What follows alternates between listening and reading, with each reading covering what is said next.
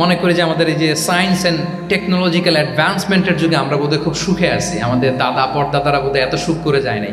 ওনারা যে সুখ করে গেছে তা আমরা চোখেও দেখিনি। কিন্তু আজ থেকে বেশি দূরে না, 30 বছর আগের একটা গ্রামীণ পরিবেশের রাত 8টার পরিবেশ হচ্ছে সবাই ঘুম। আমরা তারও 2 বা 3 ঘন্টা পরে ডিনার করব, কিন্তু ওনাদের মাগরিবের আগে বা পরে ডিনার করে ফেলছে, এশার নামাজ পড়েই কি 1-2 জন না, পুরো গ্রাম জামাতে ঘুম,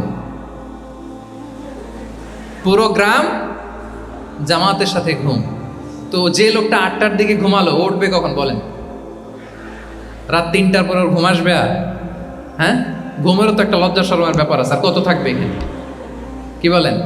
আপনি তো ঘুমাতে যান রাত 2টায়, আর আজ থেকে 30 বছর আগে আমার বাংলাদেশের একটা গ্রামীণ পরিবেশে রাত 8টার দিকে সবাই ঘুম। আমরা এখন যেই টাইমটাতে ঘুমোতে যাই ওই সময় ওনাদের অর্ধেক ঘুম শেষ।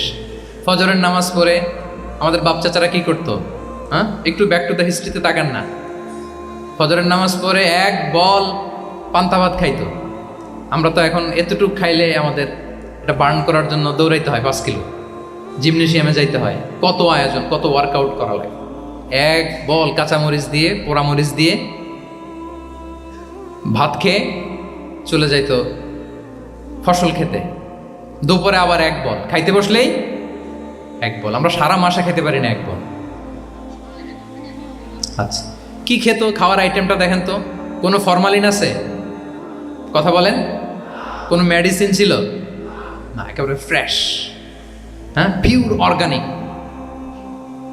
নিজেদের মাঠ থেকে আনা যে ধান, ঢেকি ছাটার ধান দিয়ে ভাত খেত। বাড়ির পুকুরের মাছ, কোনো ফরমালিন নাই। নিজের চাষ করা সবজি খেত, গোয়ালের দুধ খেত।